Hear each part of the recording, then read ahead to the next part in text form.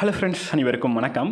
டிஎன்பிஎஸ்சிலேருந்து இன்றைக்கி ஒரு press release வந்திருக்கு. என்ன அப்படின்னா டிஎன்பிஎஸ்சியினுடைய தலைவர் அண்டு செயலாளருடைய பதவி காலியிடமாகவே இருந்துட்டு இருந்துச்சு. ஃபஸ்ட் ஸ்டார்டிங்லேருந்து தலைவர் பதவி காலியிடமாக தான் இருந்துச்சு. செயலாளர் உமா மகேஸ்வரி மேம் இருந்தாங்க.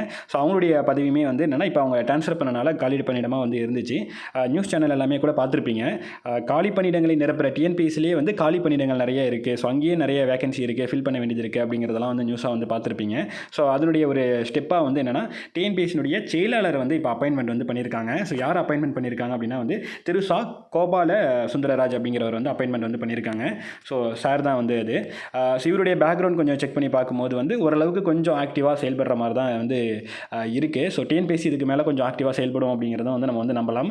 இந்த இயர் பொறுத்த வரைக்கும் நமக்கு முக்கியமான எக்ஸாமான குரூப் 1 அண்ட் குரூப் 4. ஸோ இது ரெண்டுத்துக்குமான நோட்டிஃபிகேஷன் குறிப்பிட்ட மந்தில் வரல. மற்ற எல்லாமே ஓரளவுக்கு கூட பண்ணாலுமே இந்த குரூப் 1, குரூப் 2, குரூப் 4 இந்த ரெண்டு எக்ஸாமோட நோட்டிஃபிகேஷன் தான் மெயினாக வரல. குரூப் 1க்கான காரணம் அந்த எக்ஸாமோட ப்ராசஸ் இன்னும் கம்ப்ளீட் பண்ணலை அப்படிங்கிறது ஒரு ரீசன் இருக்குது. குரூப் 4க்கும் இன்னும் நமக்கு நோட்டிஃபிகேஷன் வராமல் இருக்குது. ஸோ மேக்ஸிமம் பேர் எதிர்பார்க்கறது இந்த குரூப் 4 எக்ஸாம் தான். அதுக்கு அடுத்தது குரூப் 1க்கும் குரூப் 2க்கெல்லாம் கூட சில பேர் வெயிட் பண்ணுவீங்க. ஸோ இது எல்லாத்துக்குமான விடை அந்த குரூப் 4 எக்ஸாம் எப்போ வரும், அந்த குரூப் 1 தள்ளி போனது என்னாச்சு அப்படிங்கிறதுக்கு எல்லாத்துக்குமான ஒரு விடை அப்படிங்கிறது நமக்கு இன்னும் ஒரு 10 நாளில், இன்னும் ஒரு 8 to 10 நாளில் நமக்கு ஆனுவல் பிளானர் வந்துடும். டிஎன்பிஎஸ்சினுடைய ஆனுவல் பிளானர் வந்துடும். ஸோ நம்ம எல்லா கேள்விக்குமான விடை அந்த ஆனுவல் பிளானரில் தெரிஞ்சிடும். சரிங்களா?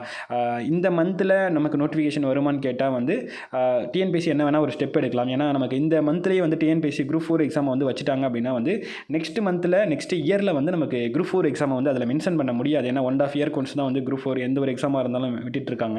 ஸோ அப்படி இருக்கிறப்ப நெக்ஸ்ட் இயரில் குரூப் 4 எக்ஸாம் இல்லாமல் ஒரு ஆனுவல் பிளானரை யோசிச்சு பார்த்தோம் அப்படின்னா அதில் வேகன்சி ரொம்பவே கம்மியாக தான் இருக்கும். ஒரு 5,000 தான் இருக்கும். குரூப் 2, குரூப் 1 மற்ற எந்த எல்லா எக்ஸாமும் இருந்தாலுமே ஒரு 5,000 கிட்ட தான் இது நமக்கு வேகன்சி இருக்கும். குரூப் 4 ஆட் பண்ணும்போது தான் ஒரு 10,000க்கு மேலே 15,000, 13,000, 17,000 அந்த மாதிரி போகும். ஸோ அதனால் மேக்ஸிமம் அவங்க நெக்ஸ்ட் ஆனுவல் பேனலாக கம்பைன் பண்ணி விடுறதுக்கான சான்சஸும் இருக்குது. ஸோ எப்போ வரும், எப்படி வரும், குரூப் 1 எக்ஸாம் எப்போ, குரூப் 2 மேக்ஸிமம் நமக்கு குரூப் 2 நெக்ஸ்ட் இயர் வரதுக்கு வாய்ப்பு இருக்குது. ஏன்னா இந்த இயர் வராதனால.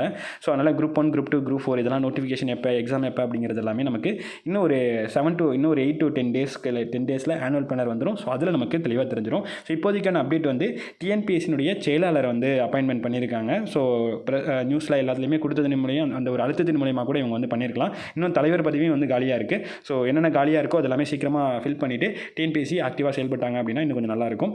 நம்ம ஆக்டிவாக செயல்படுவாங்க அப்படிங்கிறத நம்ம எதிர்பார்க்கலாம். அவ்வளோதான் இந்த வீடியோ. அடுத்த வீடியோவில் பார்க்கலாம். தேங்க்யூ.